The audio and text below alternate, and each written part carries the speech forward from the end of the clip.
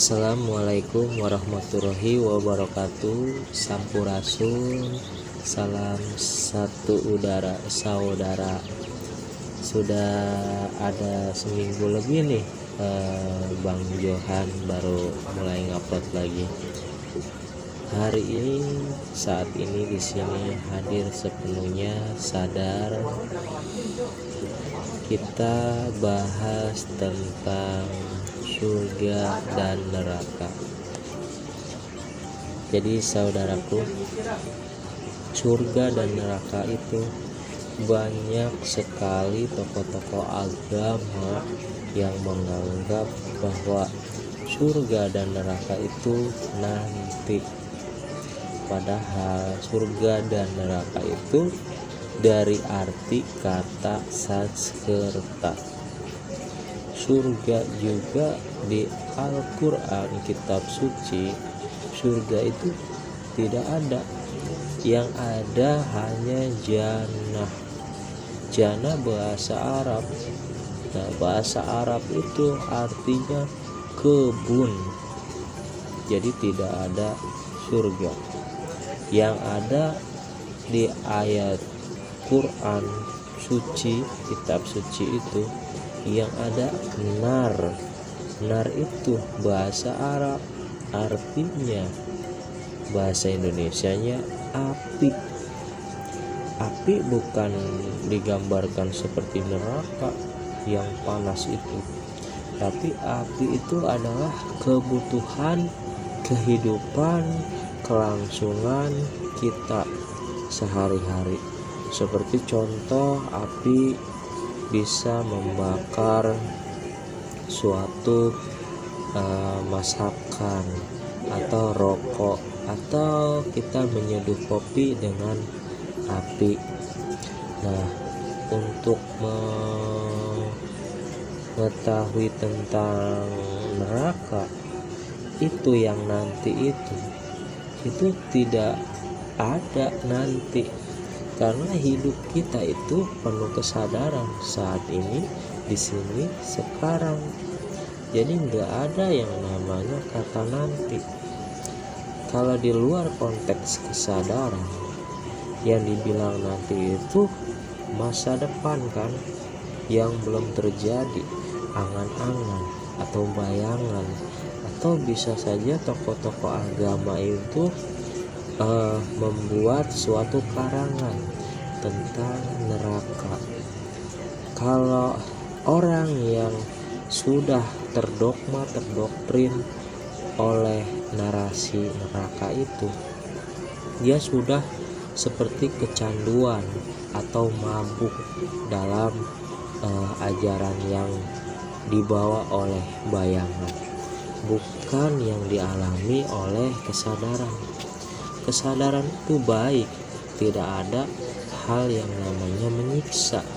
Neraka itu kan konteksnya dikaitkan oleh menyiksa. Menyiksa itu bukan menyiksa diri, yang nanti dikatakan nanti itu akan dibakar, dibikin suatu tempat. Siapa yang membuat itu? Pasti nantinya Tuhan.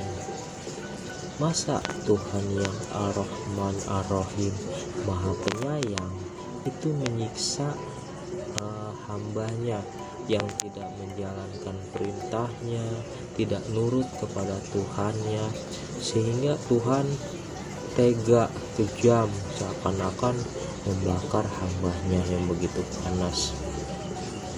Nah, untuk masuk, kita bocorkan neraka ini, ternyata di ajaran sufi atau di keluhuran Jawa, neraka itu adalah di sini, saat ini, sekarang. Neraka itu dikatakan di pikiran kita. Kalau pikiran kita menderita, sakit, lalu marah-marah, benci, di luar dari agama, itu namanya neraka bagi diri ini. Diri inilah tersiksa, bahkan menjadi suatu kehancuran bagi tubuh ini. Jadi kita itu penderitaan. Kalau dari ajaran yang lain ke Hindu, ya itu penderitaan atau terpenjara oleh pikiran ini. Nah, itu bisa dikatakan di Al-Quran itu namanya penyihir.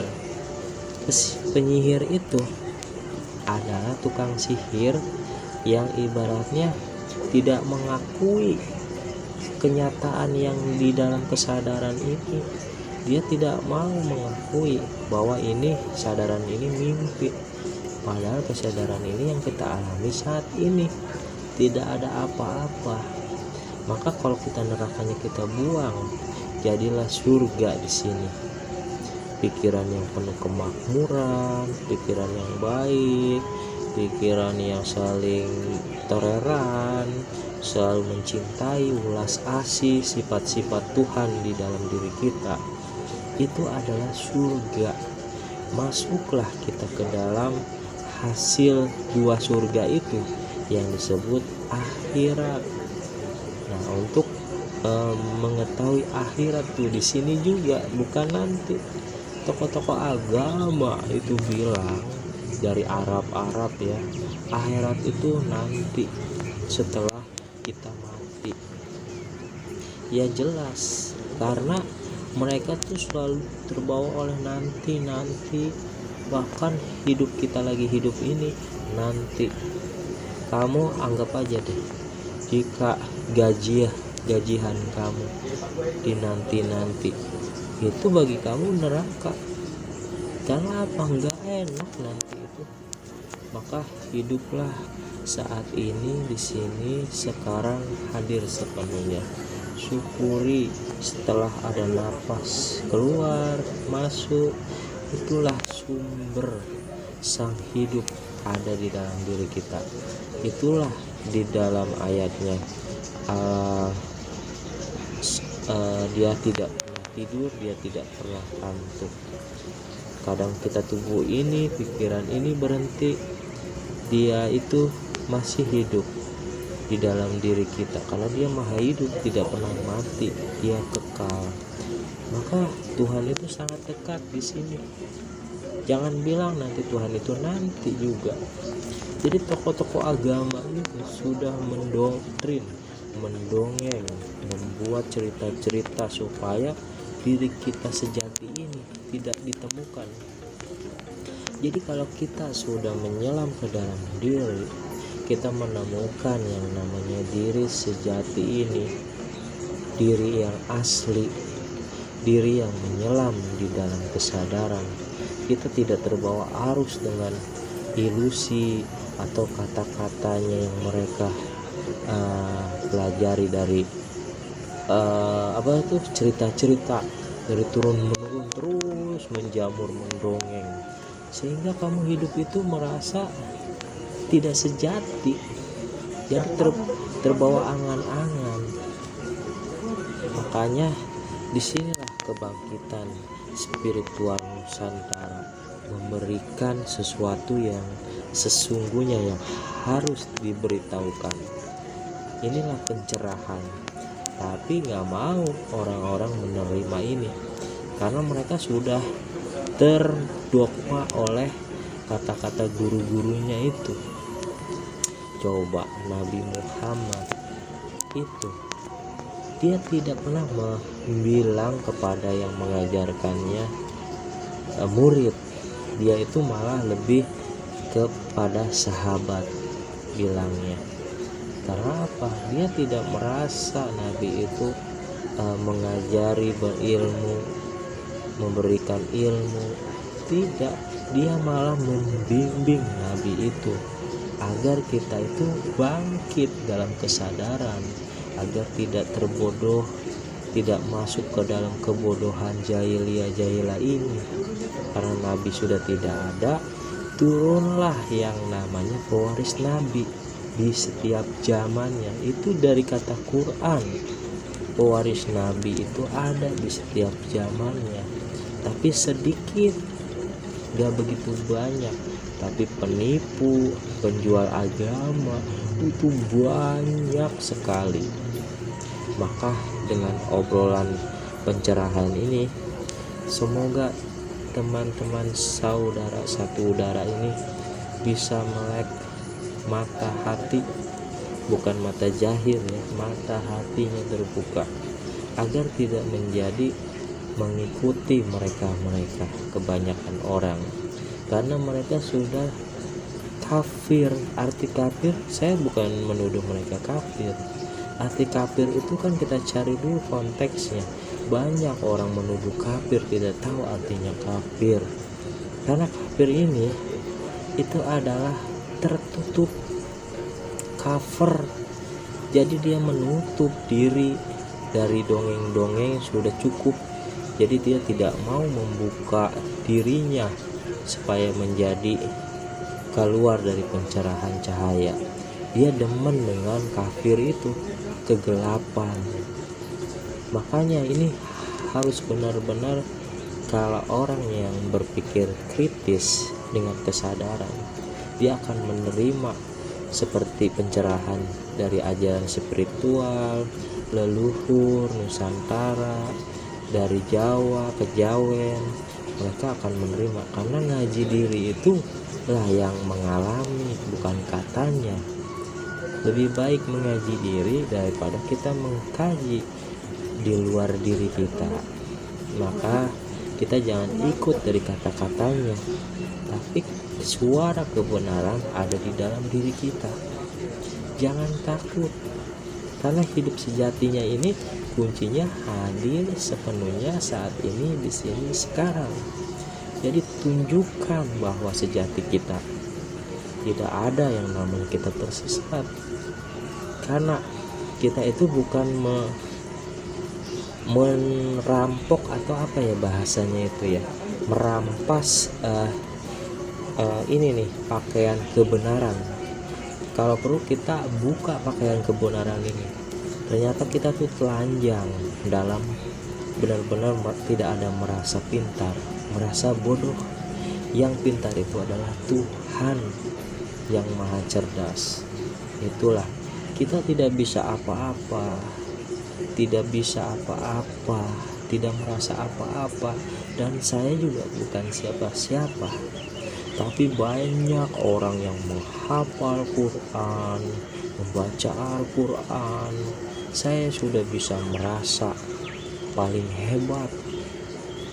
Dia sudah melebihi dari sang hebat itu, sang pemilik nama itu. Bahkan mengaku itu saya yang paling beribadah. Kalau kita sebut siapa yang paling ngaku itu adalah ego. Ego itu sifat-sifat setan. Bukannya iblis, setan. Dia itu sombong. Makanya dikeluarkan di surga. Nah, surga inilah sebenarnya kenyataannya saat ini. Dia nggak pantas di surga ini. Bahkan iblis aja rajin ibadah, rajin sodakoh, rajin sedekah, rajin ria, rajin berilmu, ya kan?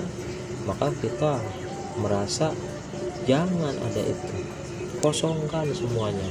Bagus dengan yang dikatakan waktu kontennya awalnya Bang Jo itu, suwung itu kosong.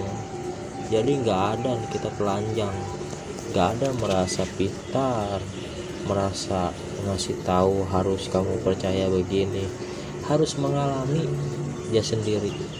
Jangan ada kita pemaksaan. Sama keluarga juga kita berikan aja nasihat ini. Kalau Allah menghendaki, insya Allah semua juga akan dibukakan. Gak perlu saudara-saudara kita udah kasih tahu ini, kita share ini, ya kan? Tapi dia belum kebuka hatinya, biarkan. Jadi ini pun adalah suatu hidayah bagi kita semua. Mudah-mudahan semuanya salam satu udara ini kita berkesadaran selalu hidupnya, tidak terbawa oleh ilusi, tidak terbawa oleh angan-angan. Semoga Bang Jo ini selalu berkomitmen untuk selalu memberikan pencerahan agar kita bisa lepas oleh dogma, doktrin, dongeng itu.